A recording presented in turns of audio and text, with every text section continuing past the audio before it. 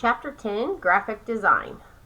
We have talked a lot about different art forms, and we've covered drawing, painting, printmaking, camera and computer arts, and now we're continuing on with graphic design. Some of the things that we'll discuss, topics and definitions, are signs and symbols, typography and layout, word and image, motion and interactivity, graphic design, and art.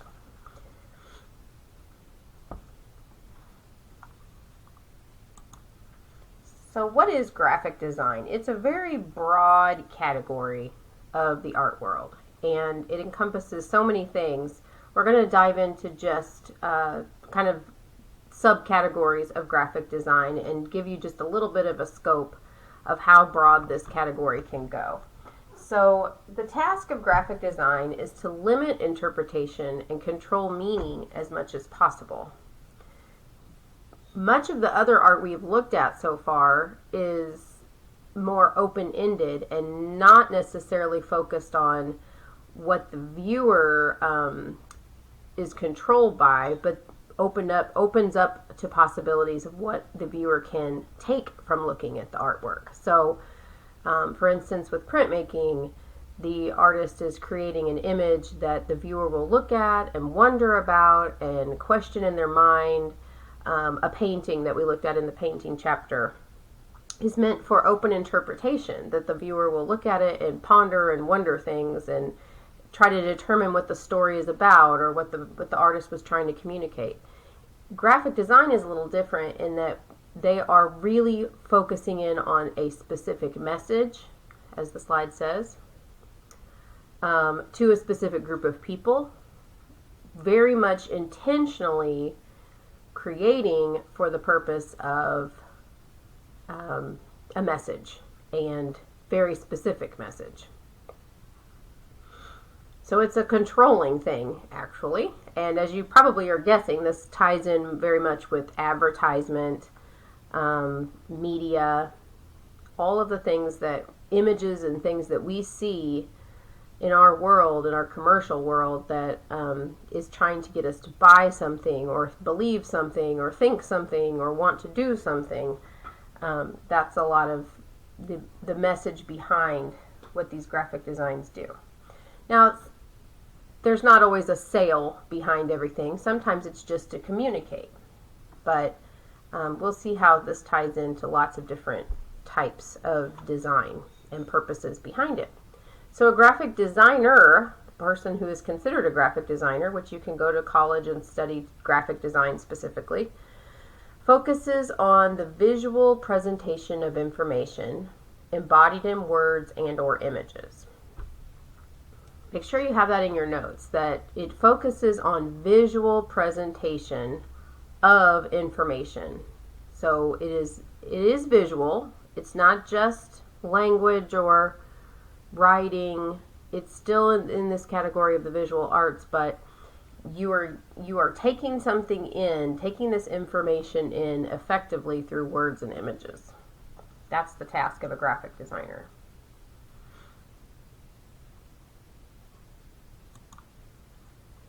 Two developments historically, just to give you a tiny bit of background, have affected this more modern field of graphic design than anything else, and that is in 1439, Johannes Gutenberg made the reproduction of printed materials faster and more easily on the printing press. So prior to the printing press, you may know, everything had to be handwritten. The Bible was written by hand repeatedly, which is why not very many people could have a printed copy of the Bible. And so the printing press was a huge technological advance. And it's amazing to think of that date, 1439, just how far back in history that was. It's also amazing to think that after Christ, for 1400 years, there wasn't a lot of mass producing of any kind of written material. It was all hand copied, oftentimes by monks, the Bible specifically. And then the second major thing to happen in history was the Industrial Revolution from 1760 to 1820-ish, I wrote, roughly. And it dramatically increased the commercial applications of graphic design as manufacturers.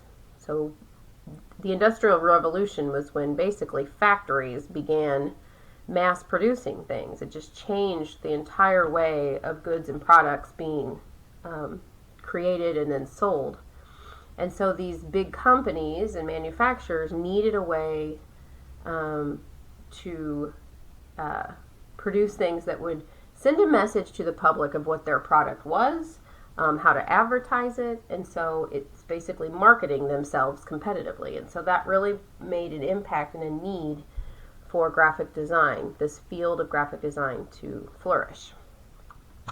Thinking back even further than these two inventions, historically, it's as old, graphic design is as old as civilization is, really. The development of written language, for example, entailed a lengthy process of graphic design, as scribes gradually agreed that certain symbols would represent specific words or sounds. So over centuries, those symbols were refined, clarified, simplified, standardized, and after generations of anonymous design work, like no one's given credit for it, it's just through generation and generation it formed. The field as we know it today, however, has its roots in these two things, these two important events in history, the printing press and the Industrial Revolution. So with the printing press being invented, anyone could write up a notice to post to a door. It made it possible to devise a notice that could be reproduced hundreds of times, distributed widely. But there had to be someone to design it. How would it look? How would the words be placed on the page?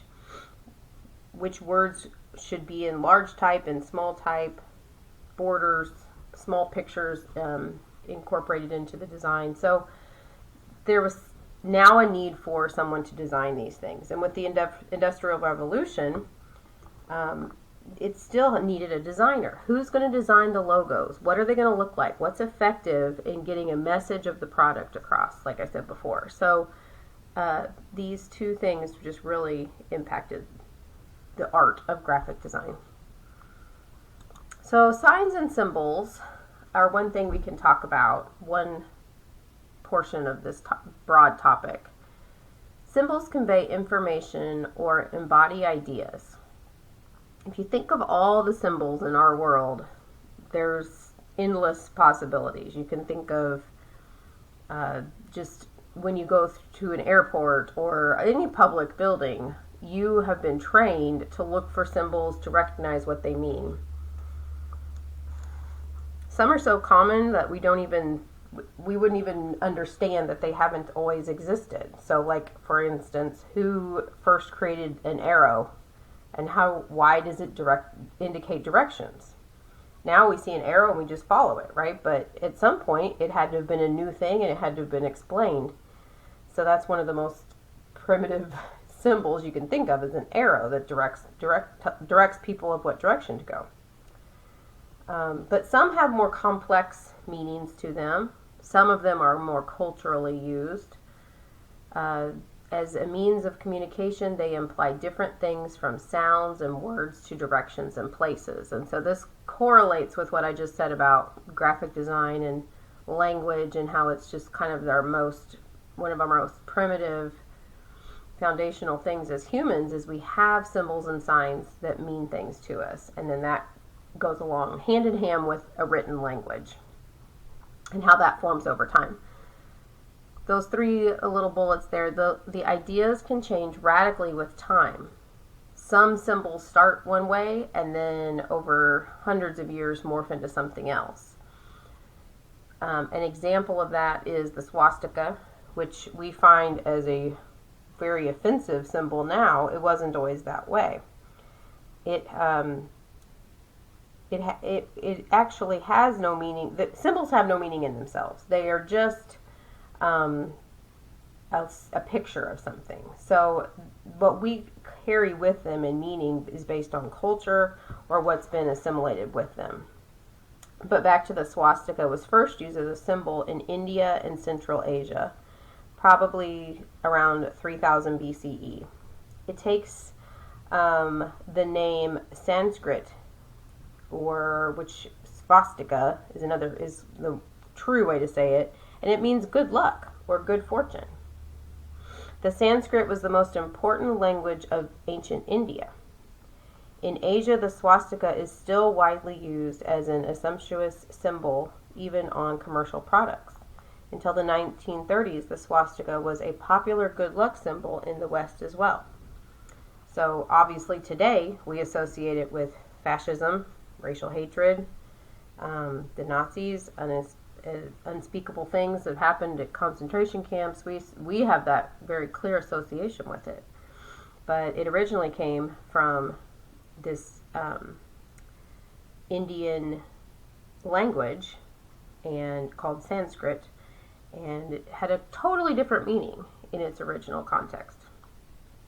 Another example is the yin yang, which is just a very understandable symbol that can mean lots of things. Most people know it's from ancient Chinese philosophy. It can give a visual to ideas about balance of opposites is the general idea. It shows the relation of, like, for instance, male and female, which is actually yin and yang, light and dark, being and non-being, action, inaction. These opposing forces is basically what it's showing, and how they start to work together, how they have a relationship. And so those are just some very well-known symbols that everybody can recognize, and they're not always assimilated properly into what they were actually originally created for. So here are some common symbols that we know from travel, from public places. But they actually had to be designed. Someone designed these symbols, and in fact it was by this Cook and Shinosky corporate company. They designed this in 1974, and a lot of these are still used today. These are international symbols and signs that you could see in bus stations, airports, train stations, all over the world, and they just very basically mean the same thing to all of us. Now that phone symbol probably has been changed, because that, maybe not in some places, it's probably still there, but that's not really what receivers look like anymore on a phone. It would be more of a cell phone image that would be probably used today. But and these are obviously dated 1974, but they are universal and international. There was actually a commission set out by the Department of Transportation in the United States, and they commissioned the American Institute of Graphic Design and Arts to develop a set of symbols, and this is what they came up with. These designers came up with this. And that's often the task of graphic designers, is to create symbols that will be effective in translating and communicating what they are. Public restrooms. Well, we know this is a male restroom, and this is a women's, and this is male and women's. So, they just have to be effective in what they very simply show. At just a glance notice, you understand what they mean.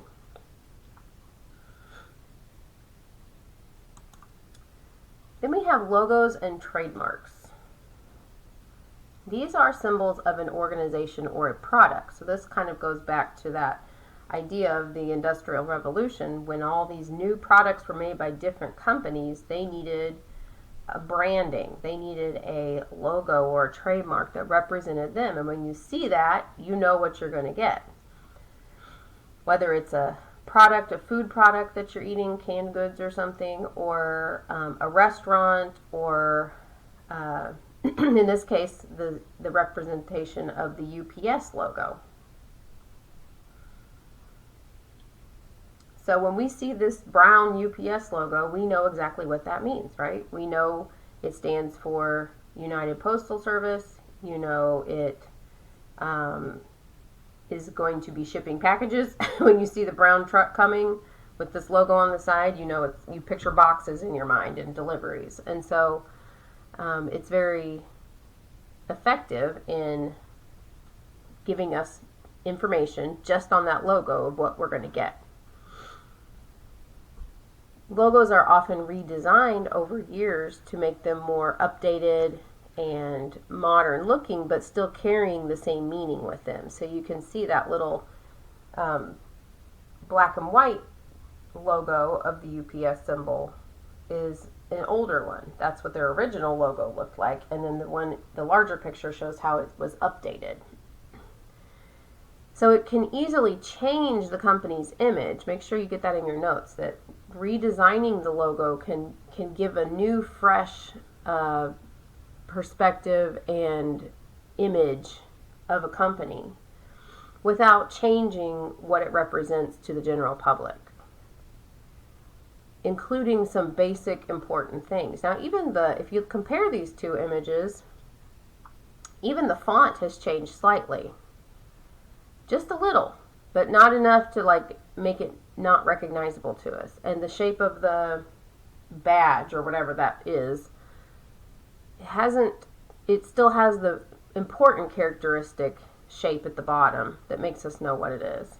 They took the little package part off and made it a little more dynamic and modern looking with that swooping shape at the top. Remember what we learned about line. Just creating that diagonal curved line gives that UPS logo more motion, a little more excitement maybe, where the other one is a little more flat with the horizontal lines of the package shape. So a lot of companies will do this, and sometimes we just don't even notice it at all. Another one is like the ABC logo has gone from a real simple black and white logo to a much more dynamic looking, almost looks like it's shiny, and you wouldn't even notice that if you didn't compare the old one to the new one, because we're just so programmed by those basic shapes and the font and everything. We know what it means, we know what that symbol is, but when they change it, it's pushing a message on the public of we've improved, we're modernized just a little bit, we're up to date, but yet we know it still is the same product. So it's amazing how that can just work in the public's mind and eyes, and you don't even realize it's happening. Another really important part of graphic design is typography and layout. Cultures throughout history have appreciated the visual aspects of the written language. Even the letters used in the English language have been carefully designed since the time of ancient Romans. So all letters, we definitely do not stop and think about how languages and written word has changed over time and how it looks different based on cultures. If you've ever studied other languages and looked at their alphabets and their system of writing, you can see there's a lot of difference, and some are extremely artistic and elegant looking, where others are more choppy and blocky, and they just all look so different. But it's taken, like I said before, generations and hundreds of years for those languages to become what they are, and they're always changing, they're always morphing just a little bit. But every culture has to take into account the visual aspect of the letters. They have to take into account how you're looking at the letters and how they communicate what you're trying to communicate.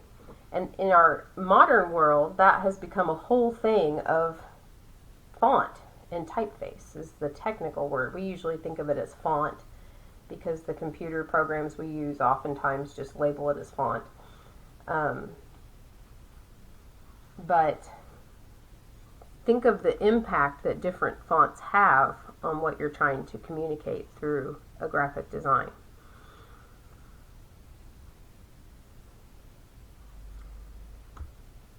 And we just take this for granted now in our modern time of yeah, we click on a thing on our program and it gives you a whole long list of fonts, and you can just look at those and see the different kind of feeling that they portray, or message that they portray just in the way that the letters are created. But someone had to design those. It didn't just happen without design elements. Then we have layout, and that's the designer's blueprint for an extended work in print. It includes specifications for the page. So that's like if books and magazines, like the entire layout has to be planned by someone. And that would be the graphic designer. How does the beginning of the magazine work with the end of it and everything in between? And this could be just for pamphlets. This can be for books and magazines. There's enormous publications or projects that people work on that have to consider the layout. And then there's just something very simple, like one little flyer. And they all have to be a unified thing that is considered one unified thing as they work on it, which goes back to one of our principles of design, which is unity. When you're creating a work of art, in this case graphic design, how do you unify it? How do you visually create something that goes together? And so let's look at this example of letters by Albert Dürer. Notice the date on here is 1525. And this is, he gets credit for doing the first modern typeface like this. It's very carefully designed, and the cool thing is to look at the letter A. Every one of these letters has been created within a box, considering the proportions of the letters, the thickness of the lines, so that they have this similar characteristic. Every one of those little boxes is like its own little artwork, considering balance and shape and line, all the things that we've talked about with the elements and principles of design.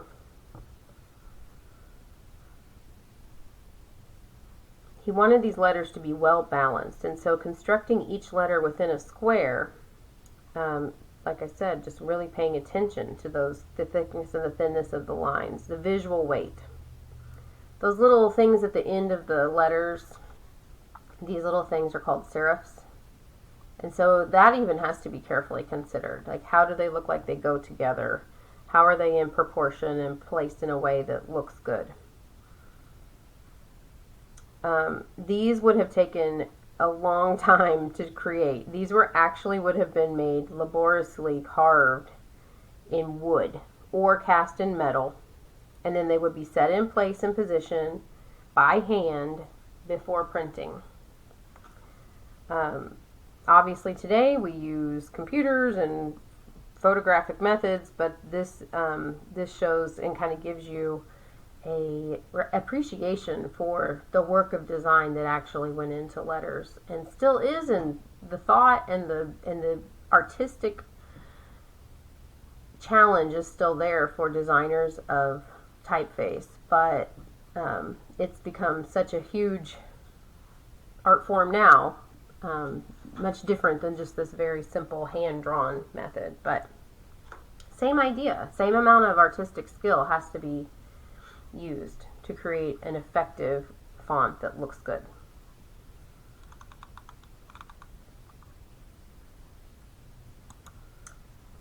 Now we'll talk about word and image. Along with typeface, designers often have to consider images that match up with their words in creating a visually understandable yet uncluttered composition. We take so much for granted when we look at good graphic design that catches our eye, that communicates a message clearly, and you don't get lost in the clutter of a composition. We don't appreciate that at all. We just know when it's effective. But that has to be something that they really take time in creating. So this is referencing how images match up with words. And this is a big thing. Like, it's not oftentimes just letters. Sometimes it is. But we respond to images. And so when an image can be incorporated into a design, it's just effective for us as humans to catch the message of it.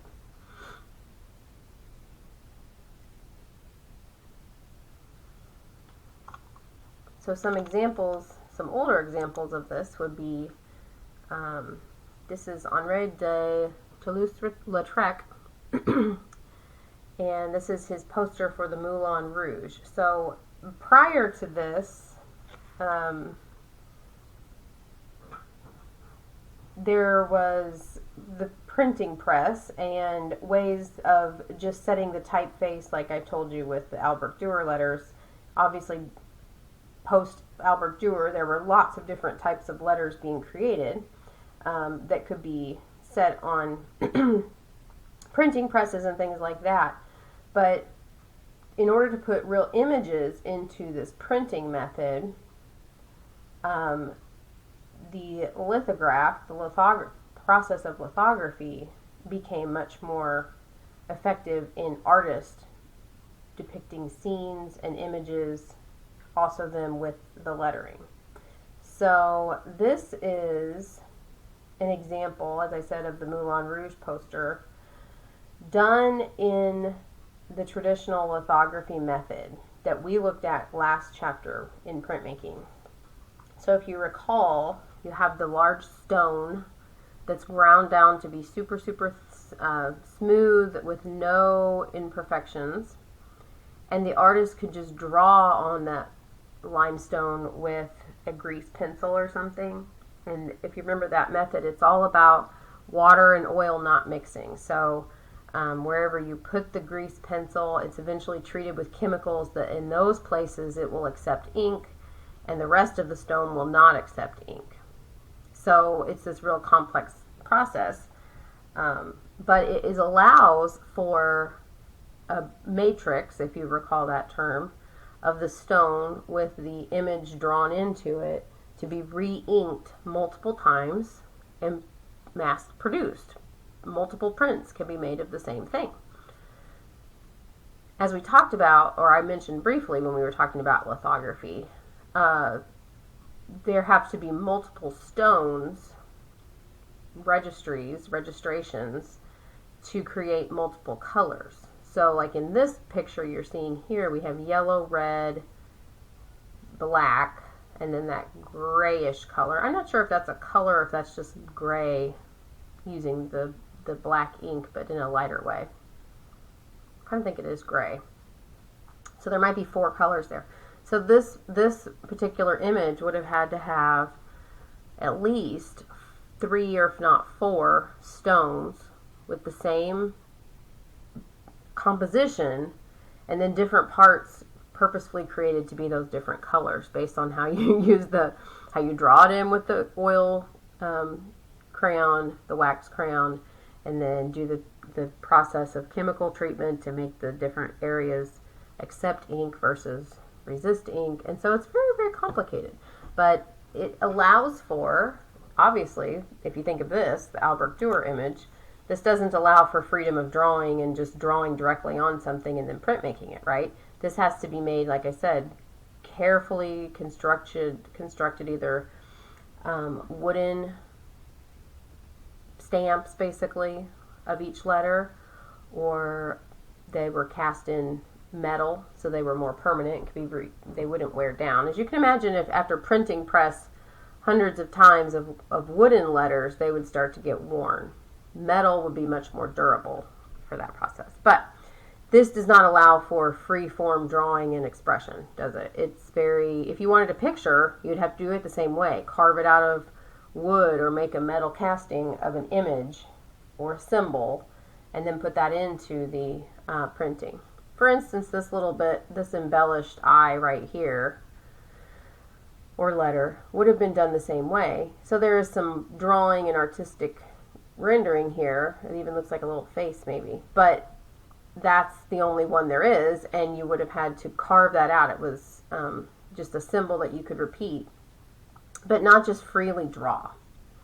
And so if you remember, that's the big bonus of lithography, is it allows for just free drawing and creating.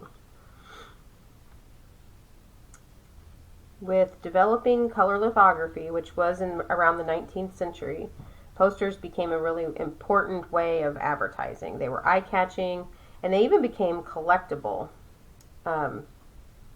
Television, remember, is still hundreds of years away, or at least over 100 years away.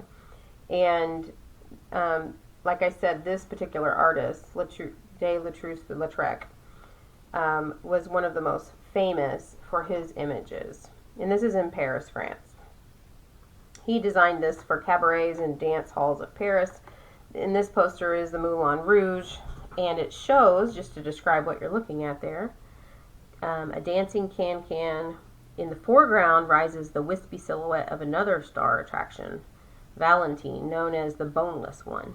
And then the lettering and things that you see like that. So I don't know that somehow he didn't do some, I don't know if he drew all the letters freehand. Kind of looks like they are, actually. So he probably did just draw those in freehand on the lithography stone, and then did all the, I'm sure used methods to get it to where it looks pretty standardized in a certain font. And you can also see his signature right here. Toulouse-Lautrec. Obviously today, most graphic artists create their designs on a computer and generate digital files that will be sent to an industrial printer. So we've come a long way in our color advertising. But these are very collectible. Even at that time, people knew they were collectible even when they were being used as advertisement, and people would take them down and they would be, it says right here, quickly became collectible, and where they were posted for advertising, people would take them down and keep them because they knew they were collectible.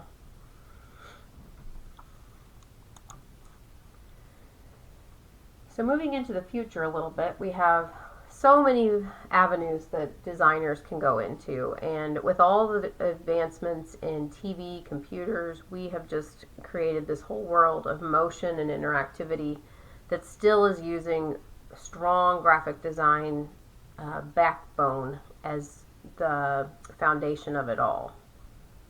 Because it's all about what catches your eye, what is going to be effective in communicating something. And we are no longer limited to still images. Motion graphic videos are created by designers using written codes.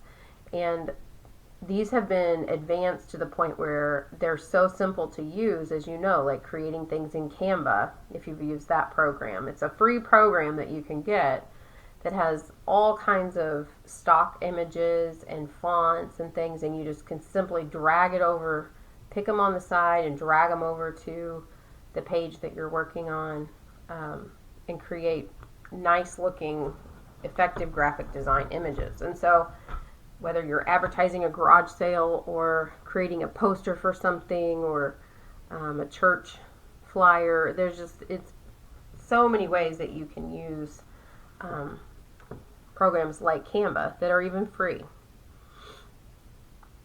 And the original way here, though, is like using written codes, and people that do more high-tech, precise, professional work do still do this more technical way of designing through written codes.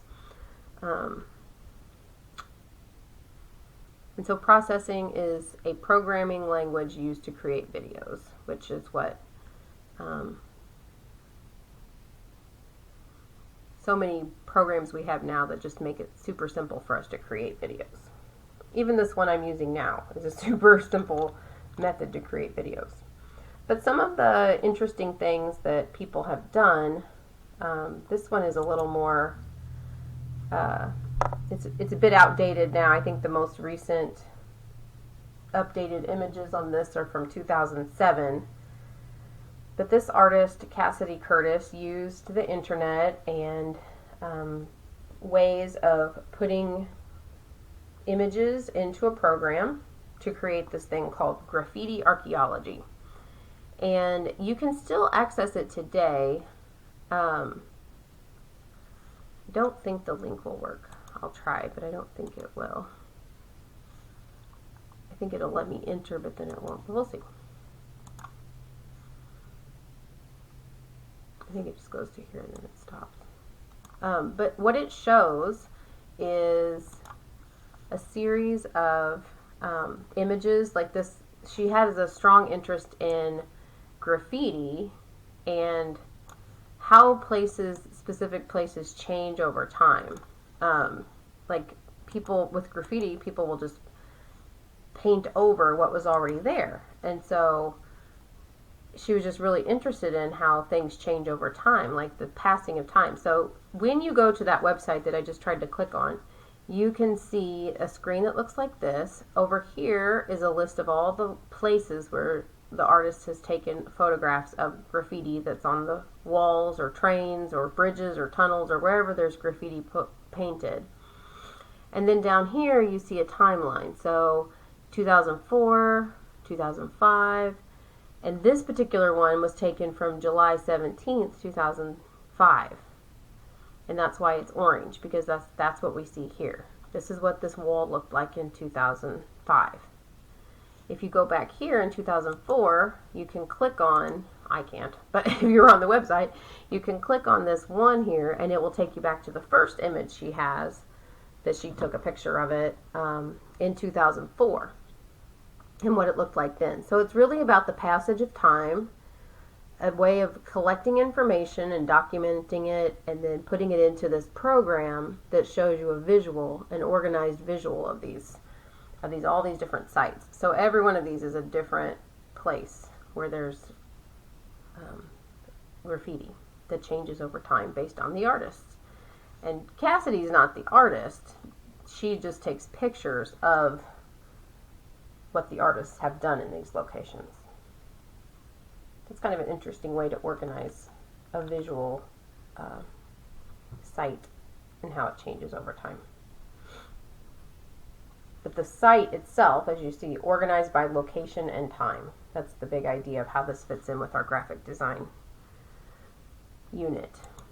Then we can talk about graphic design and art. And we have been talking about that. We've been talking about how even creating the typeface is artistic and creative and uses those elements and principles of design we've talked about, balance and unity and all those. And line, straight line, curved lines, diagonals, horizontal, vertical, all the stuff we talked about way back in the elements of art. How does that communicate in graphic design? But you can take this concept of communicating a specific image to someone and push it a little bit outside the box and talk about just as an art form, not so much as graphic design. The line between the two is blurred, basically. So, because it's all around us, it's part of everyday life. Many art museums even maintain collections of graphic design. And like I said, the line between art and graphic design blurs.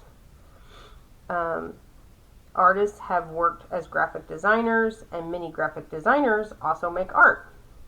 And is graphic design art? It kind of depends on how you look at it. To me, it's like a branch of basic art and creativity as we think about it. It's kind of a more specific branch of that. But it does overlap in lots of ways. One of the first artists to acknowledge the power of graphic design to become part of our personal world was Andy Warhol.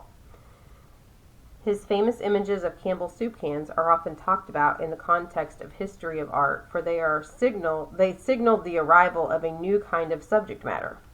Some viewers have seen them as a criticism of mass production and consumer culture. Other viewers have seen them as a celebration of those same things. Like, yay, we have mass production and consumer culture. And some are like, oh, consumer culture is so bad. But one thing they certainly are is a collection of affectionate portraits of a very successful graphic design, the Campbell Soup label. So here's an example, one of the best ones we have of that blurred line between fine art and graphic design. And Andy Warhol did not design the Campbell Soup label. He made artworks of the Campbell Soup label. It's a portrait of graphic design. That's important to think about when you're looking at this. And this is just a couple of examples. He redid this idea of the Campbell Soup can over and over and over and over again. And you can see here, this is a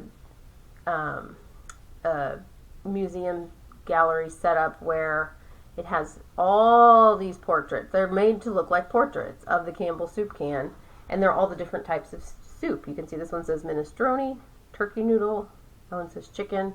So he just thought, well, and here's this quote: "I just paint things I always thought were beautiful, things you use every day and never think about." That's actually a quote by him of what he was doing. And he actually does call these self-portraits, or not self-portraits, portraits, excuse me, of this label. What does it mean? Is it comforting because it means home, mom making soup for you? It's the old-fashioned label, so it looks like kind of like old days where things were good, maybe. You can take whatever meaning you want from it, but, and like the thing I read you said, some people take a negative spin on it, like mass production, commercialism, negative. Some people see it as a good thing, an image of success and productivity.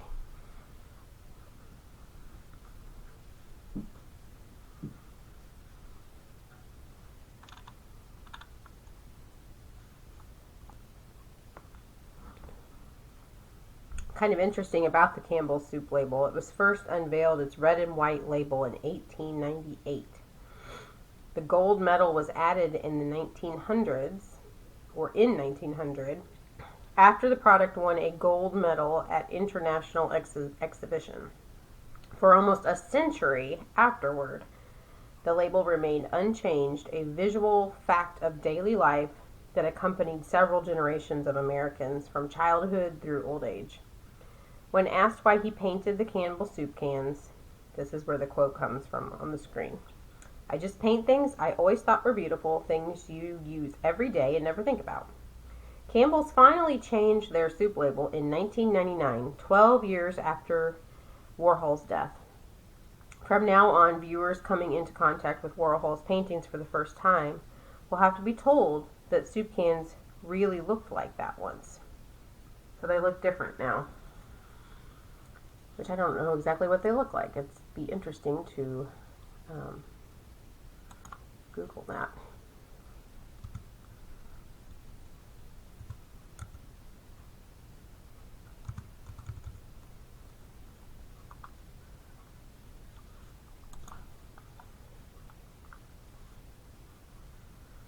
What do they look like now? So there's the traditional one. I'm trying to find an updated version of Campbell Soup can. I guess they look like this now.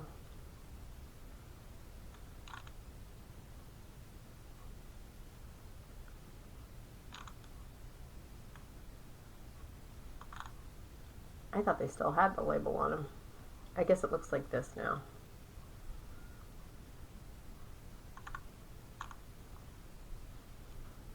Or like this. I don't know. I thought they still had the, I thought they still looked that way. It says they were, that they have changed. Anyway, next we have this image by Barbara Kruger. And you might look at this and be a little confused what you're looking at, which is understandable. Warhol painted portraits of graphic design.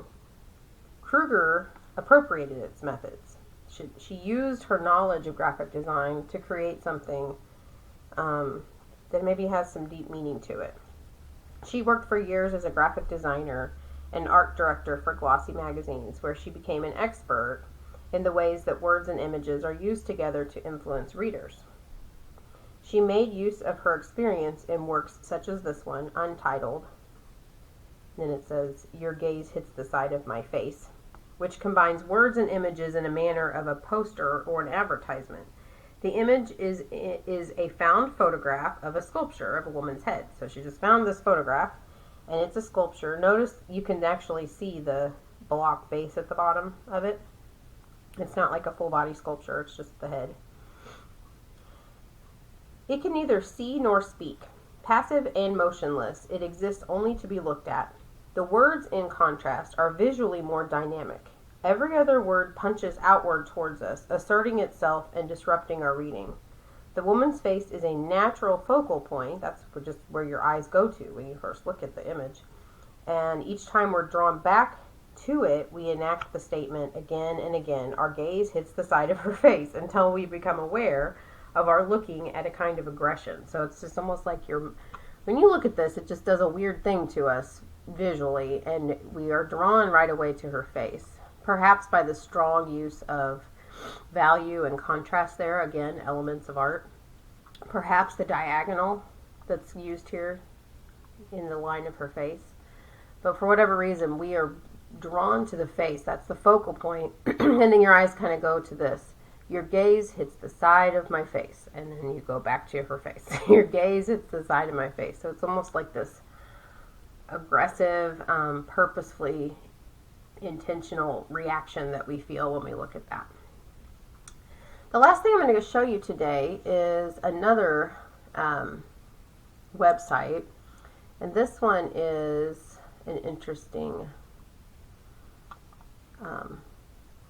piece of artwork. This is an example of designers working with digital motion graphics, and it's become a field that's just very easy to use and easy to use these modern tools of video and computer art to create images that are just very powerful visually. It's expanding this field, this new media art, and digital technologies are turned into expressive ends. This one, by a company called Universal Everything, designs lots of things. They've done car designs, they've done many, many projects, but it's a design firm, and it draws on an international network of designers. So you have many designers working for this company. It's a firm. Performers, musicians, and they create animated digital works for museum settings. And so you can see here some pretty cool stuff. There's a lot. This is a frequently used motif of this walking interesting things. But what I want to show you is their history of exhibitions. And I'll just scroll down through it so you can see. This is their most recent, and then it goes to older ones. The text that I'm using references one by this company from 2013. So we'll work our way down to that. But this will show you several examples of what they do. You can see this one was 2023. And so this is the idea of an installation again. All of these, it says, are some for advertising, but most of their work is for museum installment, things like this, where it's something you can interact with in some way, but they would be in a museum setting. So I'm sure this is a screen that's like playing a morphing of some sort of animated creature like that, but they've made this little place where you can sit in there. And so this one is called The Window, presented by Chanel Cultural Fund in London. And you can see this is on a window, somehow showing on a window in a city. And these are people just walking by, and that's what you see. There you go. Now you get a gist for it.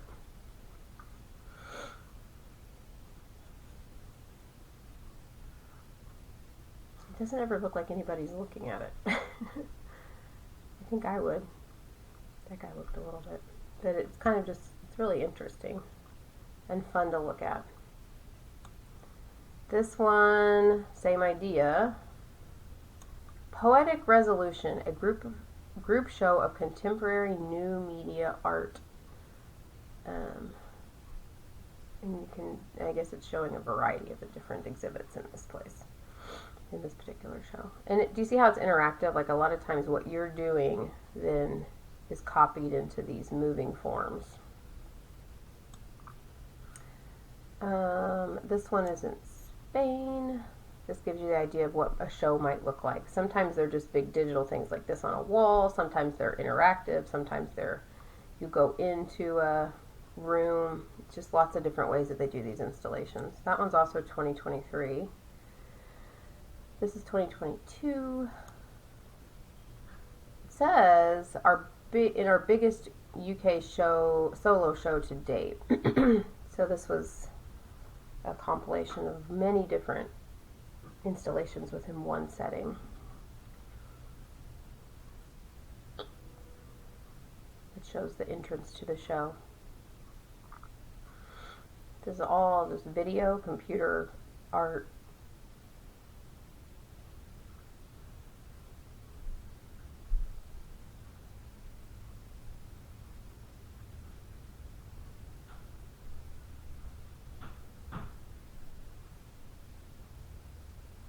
See how it's interacting? That's fun.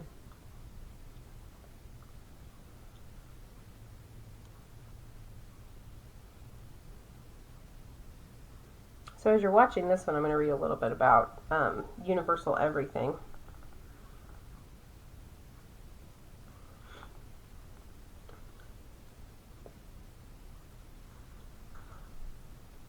I'll work my way down to the one to focus on. This one was 2022.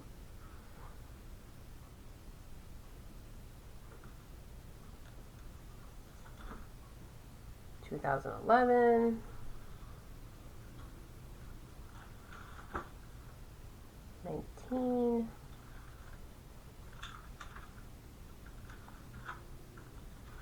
This one's kind of interesting. A study of human behavior on a giant screen.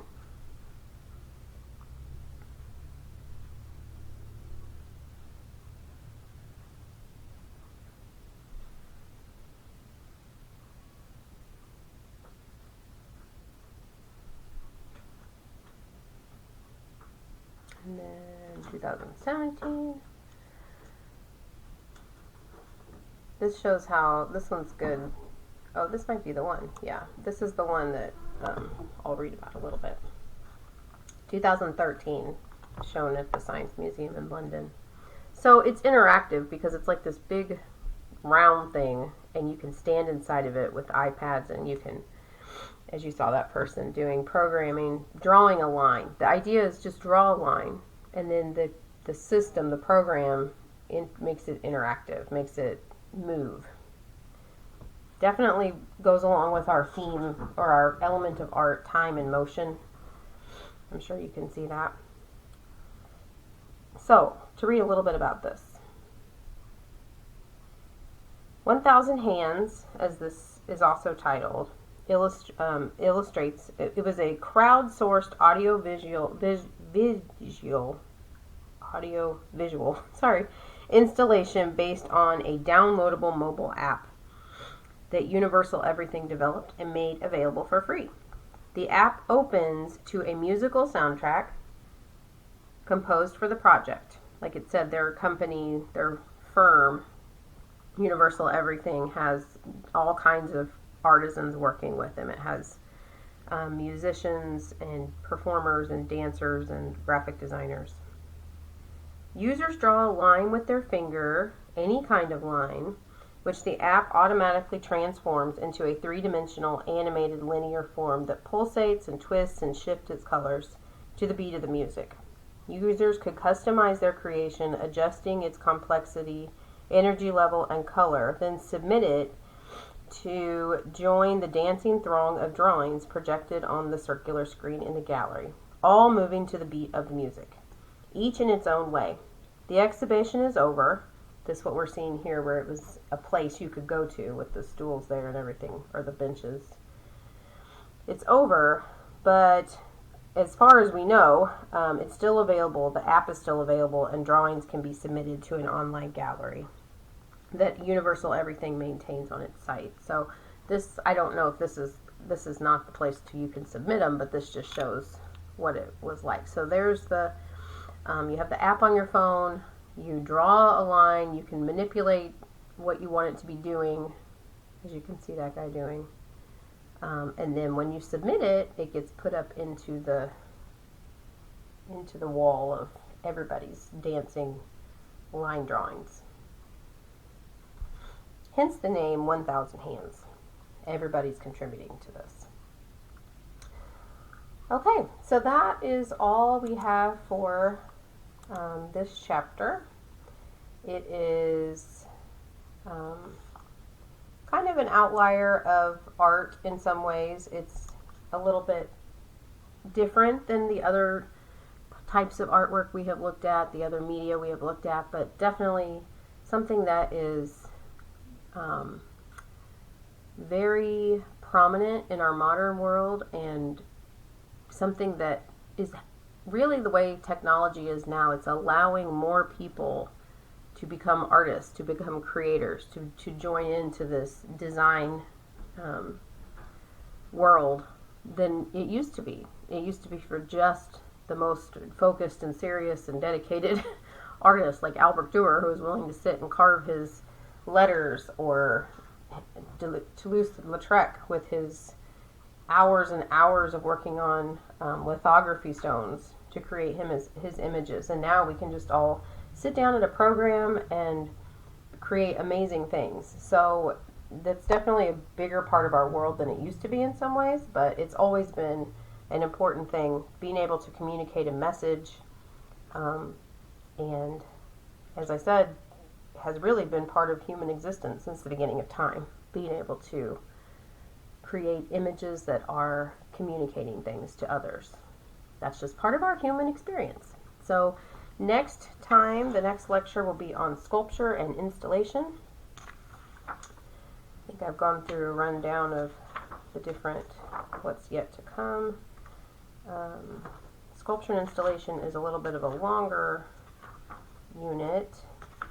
And then we have architecture, fibers, and metal arts. And that will pretty well wrap it up for the different mediums that we talk about in the art world. So we'll see you next time.